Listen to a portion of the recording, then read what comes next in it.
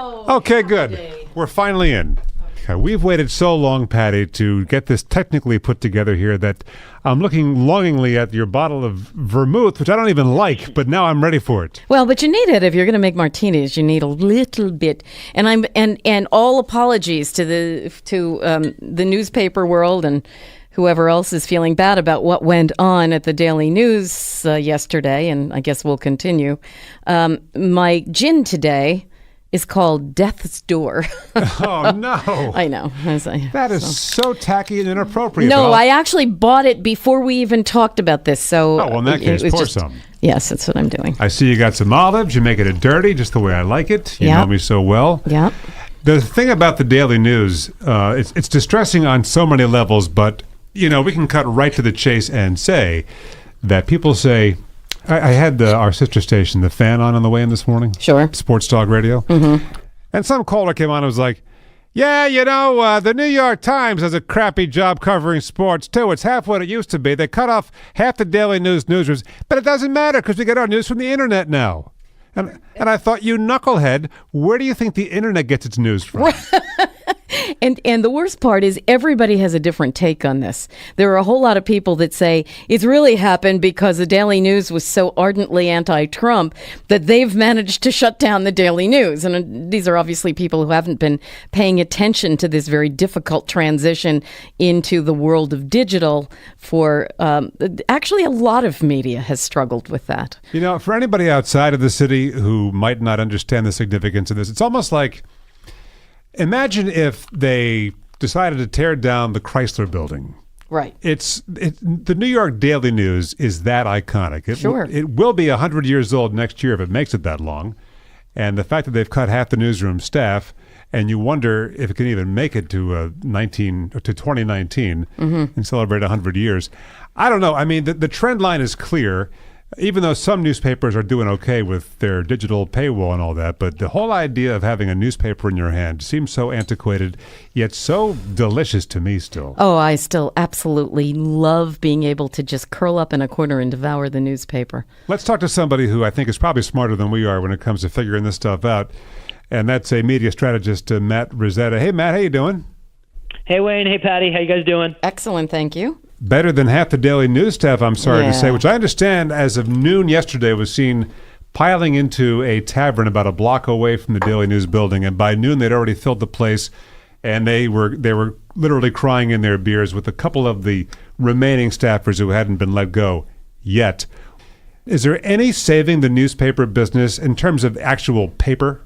Well, look, I must say, Wayne and Patty, before we get into it, I got to say, as a lifelong New Yorker and someone who obviously is in the media services business, yesterday's news saddens me. Anytime you see an iconic brand fall and jobs are lost along the way, it's sad all around. Wayne, it's funny, you were talking about the Chrysler Building and making that analogy between the Daily News. I completely agree with you. I mean, as someone who grew up in New York, the Daily News is as iconic as it gets. It's just as much embedded in New York City and the community as the skyline in the backdrop. So, but let's say that the New York Times, the Times would be the Empire State Building. I'm not sure I agree with you there. I understand the idea that the New York Times is up here. And truthfully, that's what I curl up with on Sundays. But during the week, here at work, I devour the Post and the Daily News because I love the two different perspectives that they bring to all kinds of things. Oh, really? Do they have a different perspective, the Post and the Daily News? That's an inside joke. Yeah, an inside. Yeah, so it is very concerning to me, especially when I got my Daily News this morning and it was more like a pamphlet, and that's just day one. So what does that mean? The Daily News didn't even have any. Our sports guy Brad Heller pointed out that there was nothing in the Daily News today about the New York Yankees. Oh. Just a little tiny team that plays in the Bronx. They wiped out a good part of their sports department. They were in Tampa last night. It was a 7 o'clock start. There was no reason not to have something in there, even a placeholder story about the Yankees. There was nothing. It's funny. I heard that they're down to 9 folks in the entire sports department. And at one time, I think they had 9 people. I was listening to Michael Kay earlier. I think they had 9 people at one point covering just the Yankees. Covering just the Yankees. Yeah. I mean, and we're talking about New York City sports here. We're not talking about Casper, Wyoming. I mean, this is this is New York City. It's the New York Yankees. I mean, this is. To say it's disappointment would be the understatement of the year. I also heard that they wiped out their entire social media department. Is that just as they reorganize, or kind of is counterintuitive? You're saying we're going to concentrate on digital, and you wipe out all of social media. Yeah, I'm interested to see what Tronc does there. It definitely seemed counterintuitive, and they must have something in their back pocket plan. But what meets the eye is not too attractive. We want to ask you in a second just how the paper handled this announcement to its employees, but not well. Not well. You mentioned Michael Kay, who I didn't hear his rant, but I saw a paraphrase, and he basically, I understand, called the Daily News greedy and money grubbing or something along those lines. And I think to myself, really? I mean, isn't that the way it's going? Can you really blame greediness for the crippling of the newspaper business? Yeah, I agree with you, Wayne. I mean, I think he came down very hard on Tronc, the holding company, the company that owns the Daily News. But I agree. I mean, look, it's a business at the end of the day, and I completely understand that. I don't necessarily agree with the way they handled their internal or external communications of the decision, but as a CEO, I can certainly understand why they made the decision they did. I just think they did it in the typical corporate fashion. They went by the book. I mean, they did it very quickly, fast, emotionless, in writing. They just went by the book on the on the layoffs. The thing that concerns me and it's not just them, because I see this across the board in a lot of communications industries, that in their real anxious trend toward trying to build up their digital, they start to push aside the other side of the business before they've actually built the digital into something that is a natural destination for their readers or listeners or viewers. Yeah, I agree with you, Patty. Look, I think a lot of these holding companies that own media entities, they go right to measurement, and they go right to analytics, and they go right to data. And you won't find anybody who is more understanding of that mindset than myself. I mean, even the way we run our company here at N6A is very analytical, but they sometimes what gets lost in the shuffle there is there's a lot of art, and there's a lot of when you're talking about journalism, it's not you can't. Everything doesn't necessarily trace back to measurement. I mean, you need to retain that level of creativity and that level of art. It's not all science, and sometimes that gets lost in the shuffle with a lot of these holding companies. And I think the decisions of the Daily News made this week alone are reflective of that. By the way, North 6th Agency. That's where you're the CEO, and that's right, Wayne. I didn't give you a very polite introduction when I welcomed you into our podcast. You were evil. I was awful. I was kind of like a Tronc person telling the Daily News that you're out of a job. So I thought it was foreshadowing, Wayne. So what is N6A? So we are a full-service public relations and social media agency. We are based here, headquartered right here in New York City. We also have offices in Toronto and in Boulder, Colorado. Well, I know about 80 Daily News workers who wouldn't mind working for you at this point, sad to say. I mean, what's going on with them. Now, they're out of a job immediately, is that right? They got 90 days pay, but weren't they told get lost, essentially? Yeah, absolutely. My understanding is the majority of them got 90-day severance, but their employment was terminated effective immediately. Wayne, what you said actually, I think is an interesting point too, because I think the misfortunes in a sense actually create incredible opportunity for other media players who adopted to digital well, in a way that the Daily News obviously didn't, as well as to ancillary services companies in the media space who might look to benefit from the Daily News' talent pool. Are they hiring? Content. Are those digital places hiring?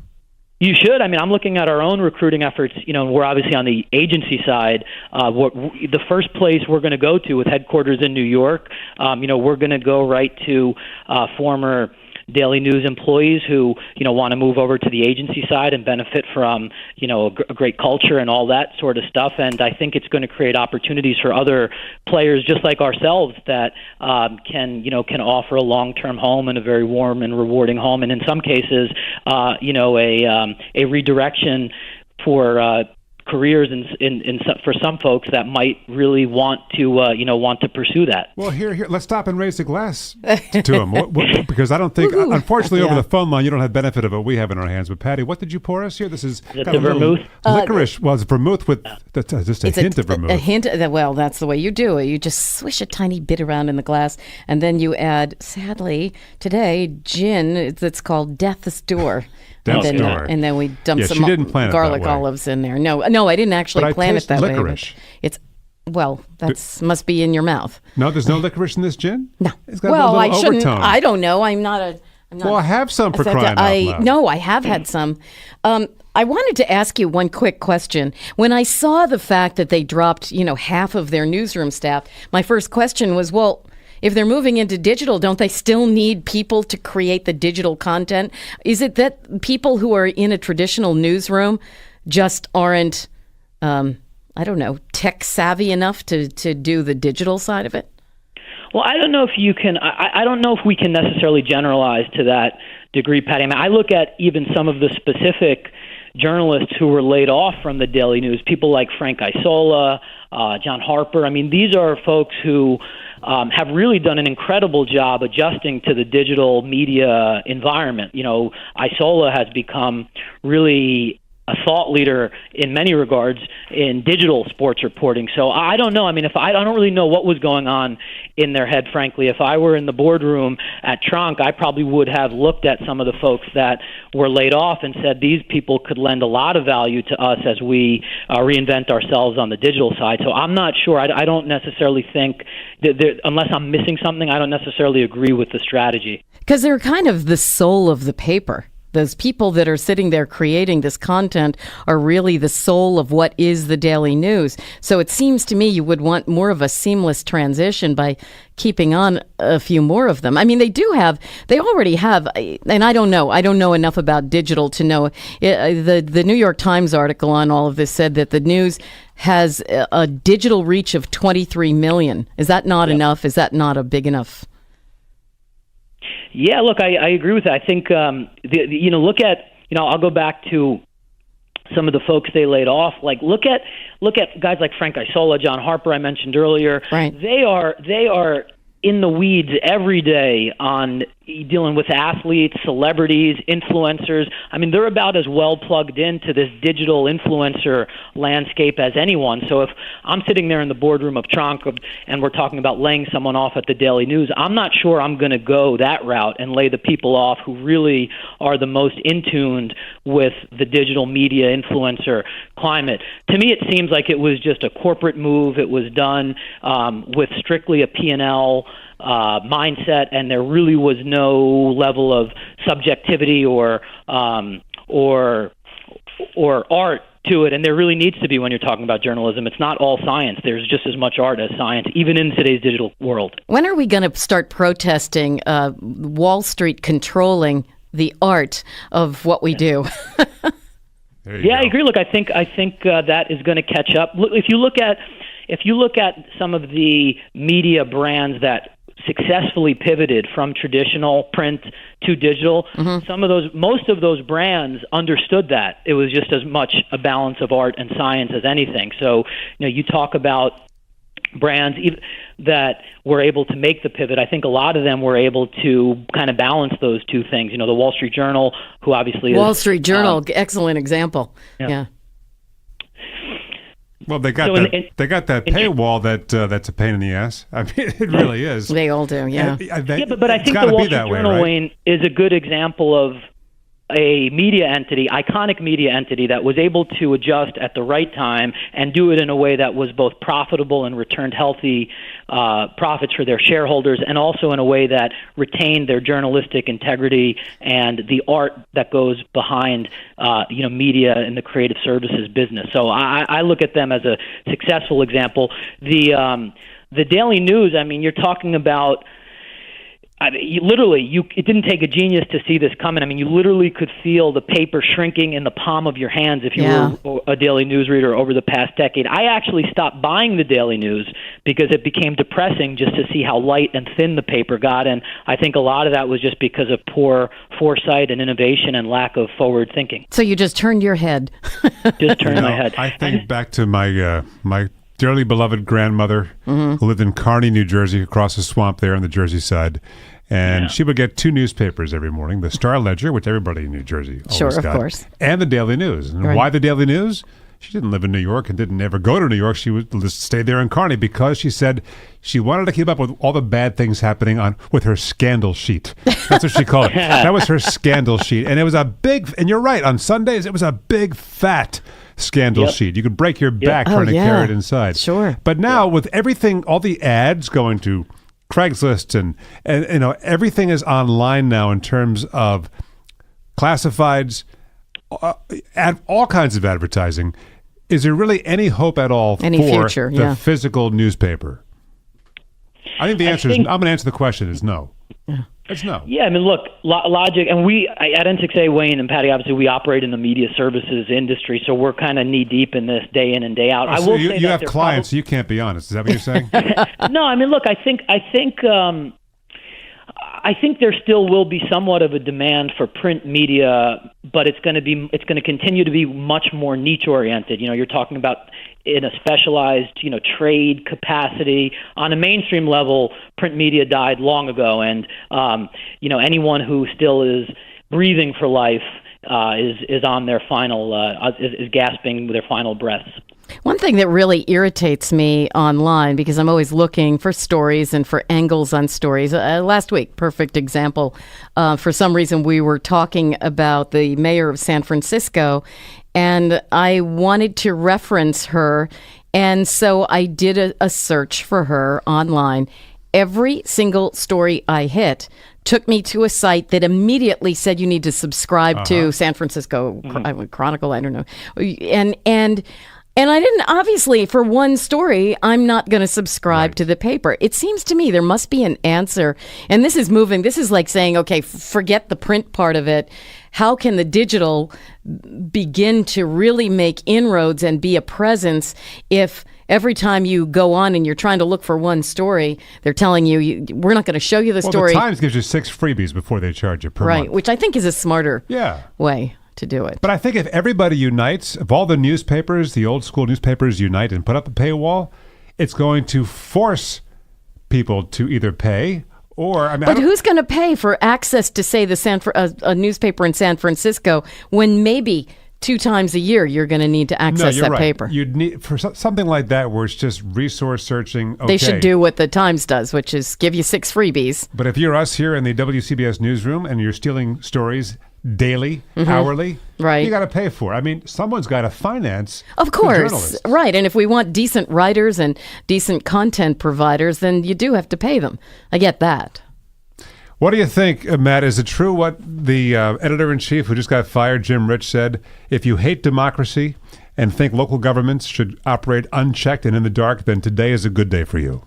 Absolutely. I think if you look at this through the lens of journalism, this is a sad day for everyone. I'm trying to use my words very carefully, but to say it's disappointing is an understatement. I mean, this is an incredibly sad day for journalism. It's an incredibly sad day for New Yorkers like myself.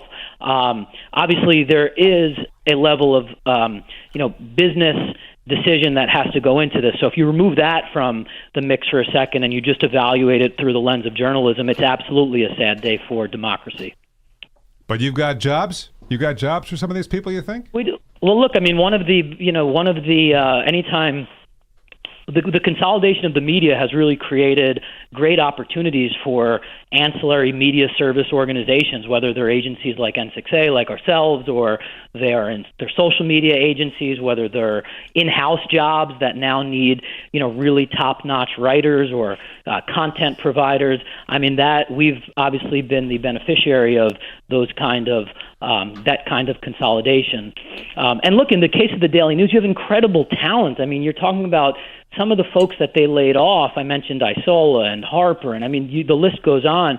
I mean, these are incredible, uniquely talented journalists in the most competitive and the most talented media market in the world. So if you're not an agency like ourselves that's looking to capitalize on that, you're not doing your business you're not doing your business any favors. Hey, Matt, thank you. It's been great hearing your perspective. Yeah, thanks, guys. Appreciate it. Wayne, as always. Patty, great talking to you. You as well. Thank you so much. We'll talk to you again. Thank you. Next time, come join us for some of this Death's Door that Patty just poured. Well, I was just going to say, now that I found out there was some liquid courage involved there, I'd love to join next time. There are snacks. This is our way of bribing guests into coming actually into our studio. Yeah, it works, actually. Trust me. N6A, North 6th Agency, Matt Rizzetta, obviously a very smart, plugged-in guy. Thanks, Matt. Appreciate it. Take care. Thanks. Bye-bye. Yeah, the scandal sheet. I'm going to miss the scandal sheet when it goes away. And, by the time this podcast makes its way across the country, Lord knows if the Daily News will still be in existence or any other. It's funny. Or many other newspapers. Because their coverage of their own semi-demise today said, we're not going anywhere. But I like the swagger.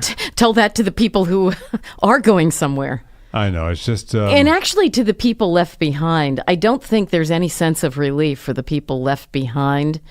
Oh, no. It's got to be walking into a morgue. Yeah. I mean, Frank Isola, as a matter of fact, said, one of the things he said here in the New York Times piece, he said, I used to go into the office and just feel the energy, so I would stop by all the time. He said, I've probably been in the office, I would say maybe 3 times in the last 3 years. Wow. He said, people tell me, don't come in. It's depressing. Oh. Yes, it is. Yes, it is. It's an evolution. And, I think that everybody who has been around since before the advent of this vibrant digital and internet presence feels a little bit of sadness for the past and for what that all meant to us. It's more than that. It's more than nostalgia for the past. It's a fear for the future. And this is going to sound very high-minded and highfalutin of democracy, of shedding a light on what's going on. You don't think that we can still have a voice and fight for democracy on it's a digital platform. That's all it is. Not on the very local level. Who's going to pay to send someone to the local board of adjustment or freeholders meeting? Or there were, as a guy coming up in Jersey covering local Jersey politics a million years ago, I'd go to the Warren County freeholders meeting in Belvedere, New Jersey, in the courthouse. Right. I'd be one of 6 reporters there. Now there's no one there. It's no one press covering releases. Right. And it's whatever they tell you they said, whatever the freeholders or politicians tell you is what's going on. Maybe you do some basic fact-checking, but there's no real coverage anymore, and it's to the detriment of anybody who pays taxes, anybody who has to follow laws, zoning rules. I mean, we are in the dark more and more because there's no way to monetize what used to be a profession that There's the scary word, to monetize. Right. Yeah. I mean, it used to be a public service in so many respects, at least on the broadcast end. It was to get your license upheld by the federal government because, we hold these licenses as a trust and we can lose them at any time. And as far as the newspapers, well, they were competitive and they'd make it work. And now there's no incentive to pay someone even $10 an hour to go cover the local freeholders meeting. It's funny. This morning I was listening to someone on CBS AM, and I want to say it was a guy who used to sort of run the newsroom at the Daily News that isn't there anymore. And one of the things he said is how, and I think he's a professor now, and he said it's heartbreaking because when he was there were in excess of 80 people in the newsroom, and now there's, fewer than 40. And he said, when you think about New York City and the metro area, imagine how do you cover the things that are happening here, the little stories? And, and maybe people say, well, I don't really care about a freeholders meeting. But that isn't all. There are so many wonderful little stories that these guys dug into that there won't be the manpower to do anymore. And that's kind of what breaks my heart, because I'm one of those people that I embrace the new all of these new platforms. I love digital. I just don't want to see them cut down on the quality of the storytelling and the quality of the content simply because it's an easy thing. They say, oh, we're going to transition to digital, and meantime, we're going to cut more than half of the newsroom out of the picture. Because when you lose that storytelling, you lose the fabric of community. Sure. So it's not just the democracy in danger, it's communities in danger. Yeah, and it's the not fabric just that keeps us together. It's a lie to say it's just a transition from one platform to the other, right, because you're also cutting the quality of what you're offering. And you know what? I consider myself somebody who cares about these things and pays attention, and I have no idea what the answer is. I know. No solution. Well, once again, I go back to this thing where it really distresses me that there are people who don't care about anything other than money who are making the call for what heretofore was considered an artistic endeavor. Which is why, whether you think he's a liberal or whatever you think about Jeff Bezos, give the guy credit. He's kept the Washington Post, a huge American journalistic institution, alive and thriving. He's actually building an incredible house in Washington. And I don't know if it's partly because he likes to be there and that he sees the Washington Post as an iconic presence, but he bought actually what was an old museum. And I think he paid something like $18 or $20 million on it. And he's spending another 20 turning it into this just incredible home. No kidding. Well, listen, if anybody can afford to do it, and more than afford to do it, have the personality and the desire and drive to do it, I guess that'd be Jeff Bezos. So, listen, when your company gets $1 trillion in valuation, which Amazon's on the verge of doing, which is an amazing you can care thought. about the art of a one little subset of what you own. Hey, maybe he can buy the Daily News. Perfect. Yeah. Hey, Patty, I love talking to you about this stuff. You too, my little boy. And thank you for the Death's Door. Jen. Horribly named for our subject matter, but yeah, I'm sorry about that. Somehow appropriate. Yeah, it's really wonderful. That sound on Death's Door is that very thin copy of the Daily News slamming against it for one last time.